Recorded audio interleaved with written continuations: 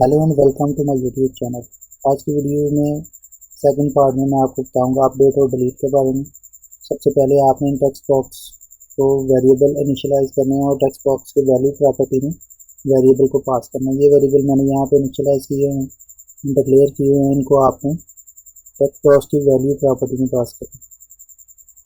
PHP का tag लगा के इको फर्स्ट नेम वेरिएबल,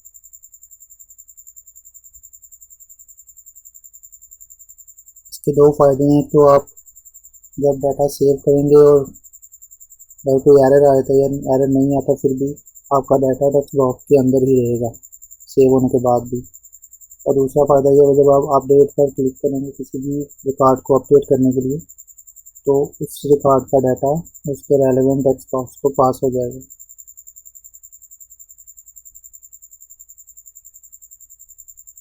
अब यहाँ पे दो कॉलम क्रिएट करने हैं अपडेट और डिलीट के लिए।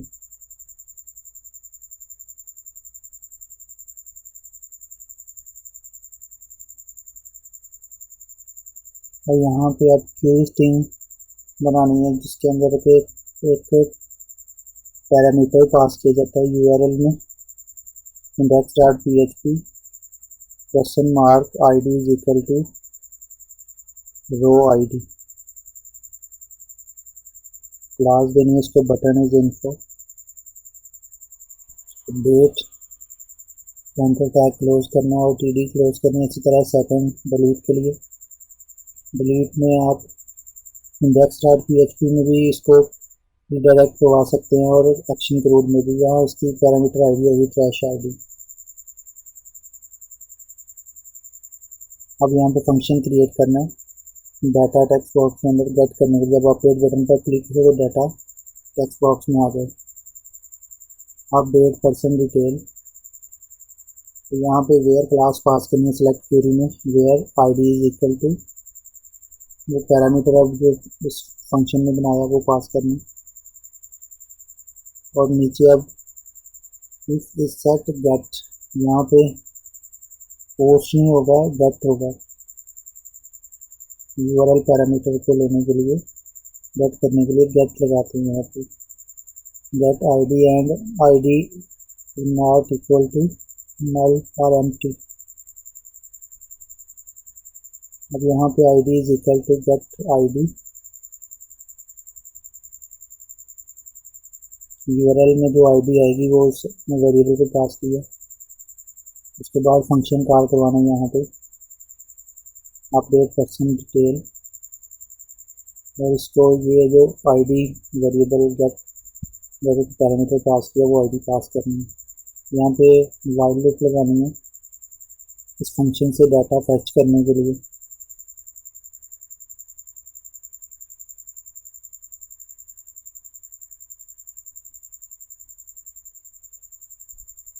इसके अंदर MySQLi फैच अरे में वेरिएबल पास करना फैच डाटा। अब यहाँ पे जो कॉलम्स डेटाबेस कॉलम्स हैं वो वेरिएबल को पास करना है। First name is equal to row first name, last name is equal to last name, email is equal to email,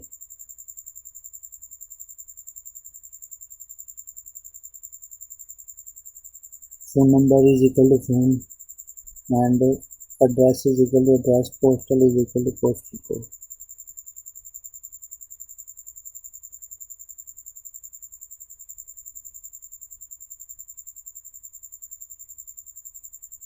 अब इसको सेव करके यहाँ पे एक हिडन फील्ड बनानी है जो कि URL में ID आएगी, उस ID को इस इनपुट में पास करना, जो कि हम बाद में डाटा अपडेट करने के लिए इस्तेमाल करेंगे अपडेट क्वेरी में। सेव करके इसको रन करें और अभी हम अपडेट पर क्लिक करेंगे और इसका रेलेवेंट डाटा जो है टेक्स्ट बॉक्स में आ जाएगा। यहाँ पे एक एरर आ रहा है, इसको एरर को हैंडल करें। यहाँ पे ये मैंने फंक्शन के साथ $साइन लगाया हुआ था।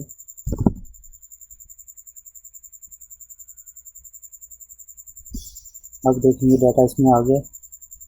किसी दूसरे पे क्लिक करें उसका डाटा आ जाएगा, जिस रो पे आप क्लिक करेंगे उसका डाटा रेलेवेंट टेक्स्ट फील्ड में आ जाएगा। अब एक और फंक्शन क्रिएट करना है और इसमें क्वेरी लगानी है अपडेट की। Public function update person detail, इसके अंदर ये पैरामीटर पास करना है और एक और पैरामीटर है आईडी वो पास करना। यहाँ पे PHP MyAdmin में अपडेट क्वेरी को आपने लेना है। यहाँ से आईडी को हमने अपडेट नहीं करना, इसलिए आईडी को आपने इस क्वेरी में नहीं लगाना।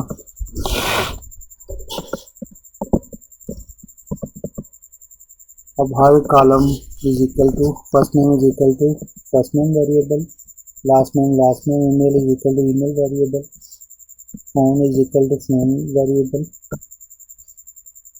एड्रेस,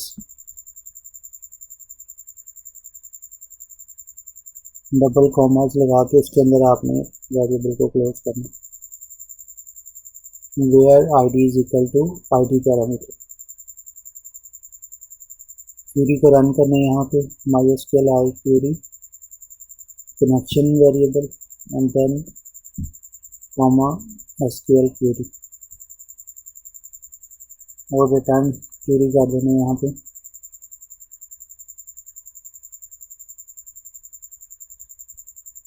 ये फंक्शन रेडी हो गया हमारा।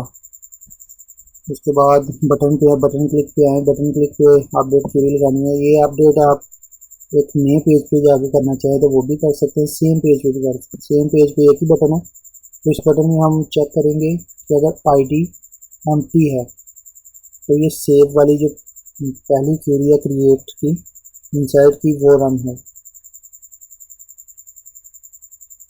Else if ID is equal to not null, अगर आईडी एम्प्टी ना हो तो फिर ये वाली क्वेरी रन है, अपडेट की क्वेरी रन है। इस फंक्शन को आपने इस इफ वाले पार्ट के अंदर ले आना। अब सेकंड पार्ट में आपने अपडेट की क्वेरी लगानी है, सेम है इसका। यहाँ से फंक्शन नेम चेंज करें और एक और पैरामीटर आईडी लगाएं यहाँ पे।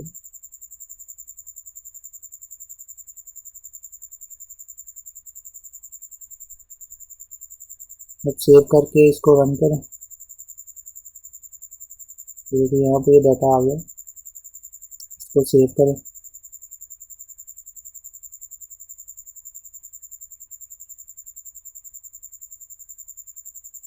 यहाँ पे एक इशू है, ये वेयर क्लास जो फंक्शन बनाया था उसमें डबल वेयर लगा दिए। सेव करके दोबारा रन करें। अब इसको अपडेट करें।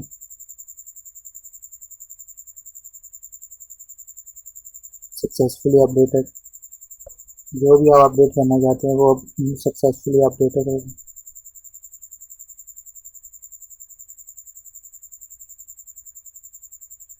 अब नेक्स्ट फंक्शन जो हमने काम करना है वो डिलीट के लिए करना है।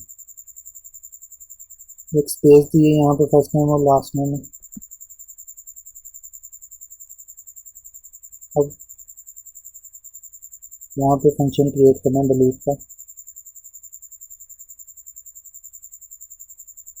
Public function delete person detail, इसको भी पैरामीटर पास करना है आईडी के लिहाज से हम इसको रो को डिलीट करेंगे। एक रिकॉर्ड को delete from person detail where ID is equal to ID. Run करनी है क्वेरी को।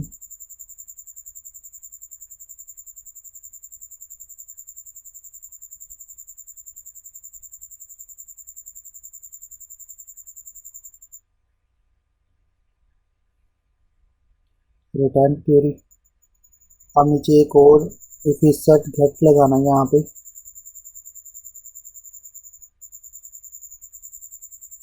अब डिलीट के लिए जो पैरामीटर यूआरएल पैरामीटर था वो मैंने ट्रैश आईडी रखा था, वो ट्रैश आईडी आपने यहाँ पे लिखना है।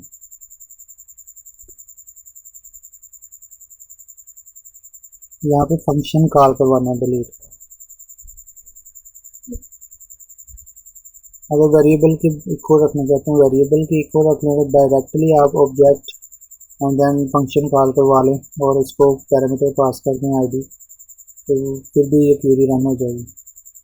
अब डिलीट होने के बाद साथ ही आपने इसको रीडायरेक्ट कर देना इंडेक्स वाले पेज पर। यहाँ पे बेस यूआरएल पास करना है, उसको आप अच्छी तरह से देख लेंगे कैसे पास करना है आपने।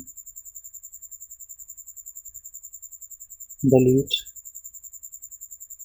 ये देखेंगे सक्सेसफुली डिलीट हो रहे हैं जो भी रिकॉर्ड आप डिलीट करेंगे।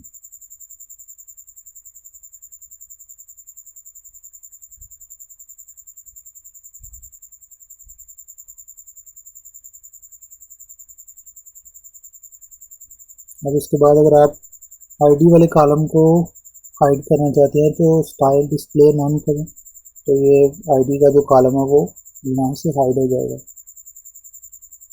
हेडर सेक्शन में और नीचे टेबल में बॉडी में भी आपने इसको हाइड करना। तो बहुत शुक्रिया दोस्तों, वीडियो अच्छी लगी है तो चैनल सब्सक्राइब करें और बेल आइकन को प्रेस करें ताकि नई आने वाली वीडियोज़ के नोटिफिकेशन आपको मिलते रहें।